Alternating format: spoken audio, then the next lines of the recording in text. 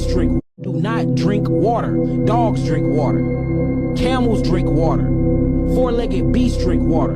Do you know in order to drink water scientifically, you will have to stand on all fours, you have to elongate your neck, and you have to lap the water with your tongue? Your tongue is not even long enough, and it don't have the type of muscles that other mammals have to even lap that water in. In order for you to drink water, you got to close your hands together, do this, you got to do everything but what you can do naturally with it to even drink this water. You getting water in cups and glasses. You weren't born with cups, glasses, and bowls, and none of that other shit. These are utensils that you make for you can assimilate other creatures, for you can start drinking these things. Just like you make knives and you make forks because you don't have claws like a carnivore, and you make these knives and these forks but you can claw and rip and tear into flesh, showing you that you were not created to eat flesh. Same thing when it comes to water that comes out of wells and oceans and lakes. You were not made to drink that. If you was, then your neck and your digestive tract would be made a certain way. Your tongue would be elongated a certain way for it can lap and get that water in. Guess what? You ain't got to do that when you're eating your water. See, you're supposed to eat water. You're supposed to chew water. You're not supposed to drink water. Human beings is not a drinking faculty, y'all. If you do not drink water. All right, Shalom, brothers. Hey, Shalom. This is your brother Yonathan. First and foremost, I want to give all praises to the Most High, Yahweh, Bahashem, Yahushai, Bahashem, Ruka HaKodash. I want to give double honors to the apostles and the elders of Great Millstone. I want to say Shalom to all the brothers and, of course, the few sisters who are pursuing this truth in sincerity, all right? May the blessing of election be upon your house. Now, this is a response to the Elder Menata Zagba's lesson of Yaki Awaken, okay? And the guy, you know, I guess he used to teach, you know, about salvation and us coming back into our heritage. You know, the goal, the point of this whole thing. We're trying to be delivered out of this place from the perils to come and have righteousness established in the earth. And what you'll have, a lot of people, you know, the simplicity in Yahweh Shai, it gets boring. So they try to, you know, carve out their own niche within the truth and, you know, heap upon themselves vainglory so they can feel appreciated. Everybody's all Jake is doing, he does all this stuff to try to stand out because they want to feel appreciated. We've been unappreciated here on this side for so long. Jake is trying to find a way to where he can feel loved. Basically, that's the root of it all. People want to carve out their niche so they can be the guy. Now, people are going to have their niches within the truth, meaning, you know, their areas of specialty. But, you know, in contrast, you got a guy like this who's trying to force that, you know, that path. And again, heap unto himself vainglory. Now, you may have brothers who can specialize in the Hebrew. Some brothers that may specialize in prophecy. Some brothers that may specialize in history in particular areas, dealing with particular things. Some brothers that, you know, can really go into geopolitics in detail and, you know all the nuances of everything and the terminology. You know, you have all these different faculties within the body that help, you know, edify us and push us towards that goal of receiving salvation and being aware of the things that are playing out in the earth so we're not deceived. But you have people, again, that force the course of the river, so to speak, and make this truth about something else instead of pleasing Yahweh B'Shem Yahushai. And one might say, well, how do you know he's trying to heap vainglory unto himself, Yuan? Well, he knows that he's an Israelite. And he's not warning the people of who the wicked is, who to look out for, the things that are getting ready to play out on the earth and what our people should actually be doing so that they don't get caught up in it. Or maybe he doesn't consider himself a prophet. Nonetheless. Now, eating properly, it is important, okay? It's important. You know, you keep the dietary law here on this side, but all the food is tainted. And the scriptures say that we'd have to go to our enemy for want need of all things. So, you know, being this herbalist kind of person, you know, it could be good, but that's not what's going to save you. What's going to save you is being a doer of the word to the best of your ability. Again, we rehearse the righteous acts. And having faith. The Lord poses the question when he returns, will he find faith upon the earth? Okay?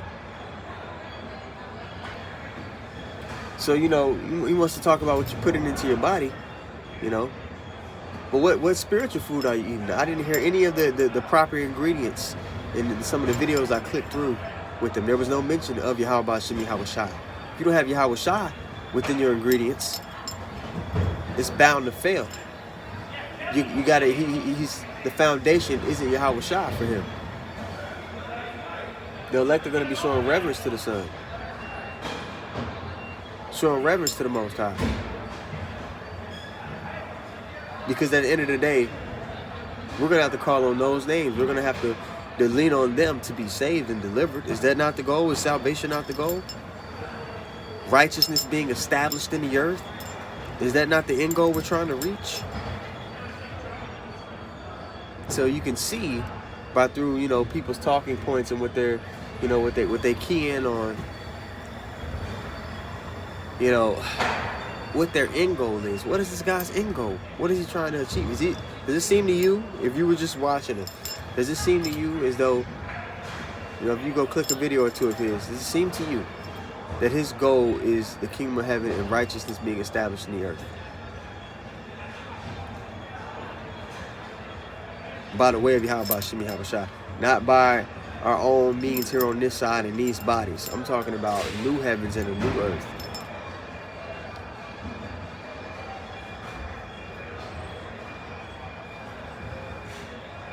Prophecy, man. You'll know if somebody's in the right spirit if they're in the spirit of prophecy, right? Revelation 19:10, because that the spirit of prophecy is only going to be unlocked to the true believers. Yeah, so I'm gonna run a short clip of another one of his videos, and then we'll get some precepts and kind of pretty much close this thing up. For the Africans in America as so-called African Americans, yeah. Right? Or so-called black people. You say it all the time, but I never heard you explain. Please explain. What do you mean by so-called African Americans or so-called black people? So-called black people. Black is the color of my hair. Black is the color of this watch band. Black is the color of the hoodie you got on. So, of course, we're not those colors. We are brown. We're copper. We're bronze. We're brown people. That's our pigmentation. That's the color of our melanin. So that's why I say so-called black, because black is the color of our Crayola. Black is the color of our crown. We're not the color of a crown.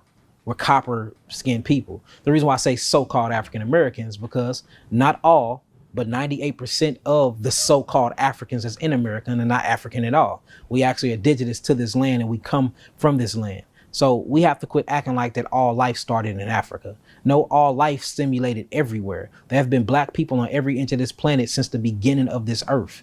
You know, so we have to understand that and really. So just a couple points. All right, he's in that vibration that, this is the actual holy land. No, the land of Israel is the holy land. When the 10 tribes came over here, the scriptures tell you they came to a land where no man dwelt. Now Solomon, he sent his navy over here to gather supplies and things like that, but there was a nation of people over here dwelling. All right, the 10 tribes came over here and dwelt after they got let out of the Assyrian captivity, and they were indigenous. I guess from that point you could say they're indigenous to this land. But Jerusalem, as it says in Galatians the 4th chapter 26th verse, is the mother of us all. Okay, that's the starting point. And in that video, what you'll see is there's no mention of Yahweh Hashem Yahweh Shai. There's no mention of the fact that we're Israelites. What is his foundation? You get what I'm saying? And the nigga, he said, you're not supposed to drink water. That's the clip that the Elder Menachem Zakbar put up in his video. Okay. When the Lord split the rock at Mount Sinai so that we could drink. Just a bunch of folly and meaningless stuff that's not going to get our people closer to the end goal. You understand? That's all I got to say on it, you know. So Abaratazada lesson was edifying. I want to give all praises once more to Yahweh, Bahashem, Yahweh Shai, Bahashem, Ruach HaKodesh. I want to give double honors to apostles and the elders, great millstone. Shalom to all the brothers and, of course, the few sisters who are pursuing this truth in sincerity. All right? May the blessing of election be upon your house. Shalom.